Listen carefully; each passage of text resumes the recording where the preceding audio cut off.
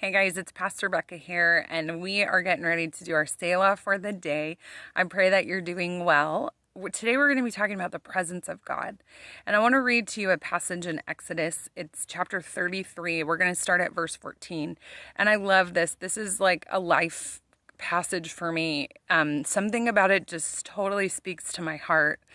But God tells Moses, he says, "My presence will go with you and I will give you rest."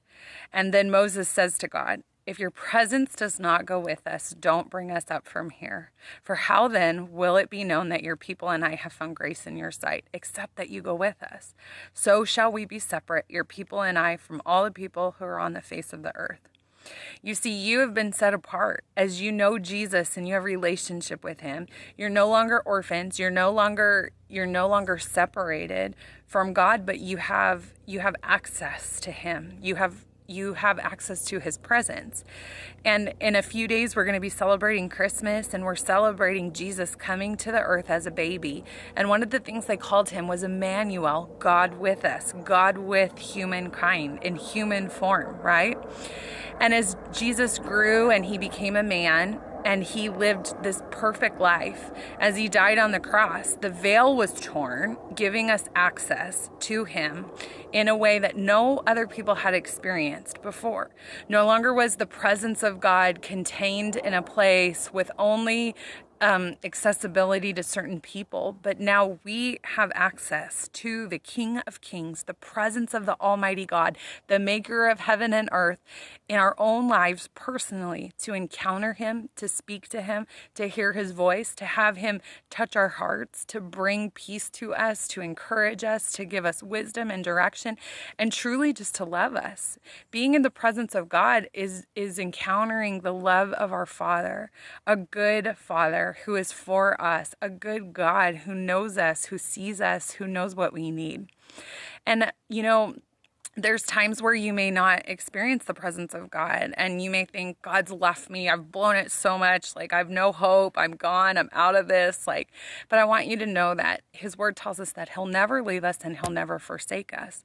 But we can get to a place where we're maybe not positioning ourselves to encounter him, to experience him. Sometimes that even looks like just having a lot to do in a day and kind of waking up with that goal in mind and forgetting to come to him, forgetting to invite him in, forgetting to make yourself available to sense him, to encounter him. I know for me, as I have such a desire to see his presence even fill a store as I'm walking through it, that I find that if I sit in the parking lot, even for 1 minute before I go in, and just invite him to speak to me, to make me aware, to help me to see the people that I'm encountering in that moment, to see them the way that he sees them, my experience in that store is so different than if I'm just like, I have 13 things to do and I need to get through this list, And so really, I want to encourage you. In his presence, we have rest, and in his presence, there's fullness of joy. In his presence, we find all that we need. And so as you go throughout your day, as you go throughout your life, really, it's so important for us to make this part of our life, not that it becomes religious or legalistic, but that we don't want to go anywhere if he's not going.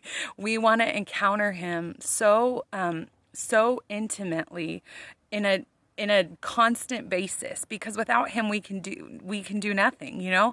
In John 15:5, he says, "I'm the vine and you're the branches. He who abides in me and I in him will bear much fruit. For without me, you can do nothing." So we're made to be in him, to live in him, to find our identity and our life and our value and our hope and our purpose and our peace and all of the things that we're always looking for in him and him alone. And we do that by abiding in him. Being in him is where we are fulfilled. It's where we find everything that we desire. See, we were made to be in the presence of God. Even as Adam and Eve, when they first were created, they would walk with God in the presence of God, like in the cool of the day. It said that they would hang out and walk through the garden and talk and be with one another. And that's God's original design for us. And so today, as you go throughout your day, I want to challenge you. Can you stop wherever you're at, even in this moment? Would you take even 2 minutes and invite the presence of God. Invite him to come, to manifest himself. What does that mean?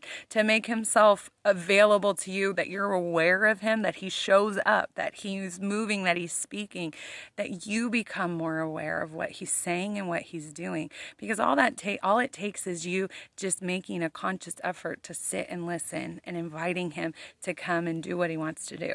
So today, go out, be in the presence of God, encounter him, inquire him, ask him for things, talk to him, let him love you, let him tell you how incredible you are, how beautiful you are, how special you are to him.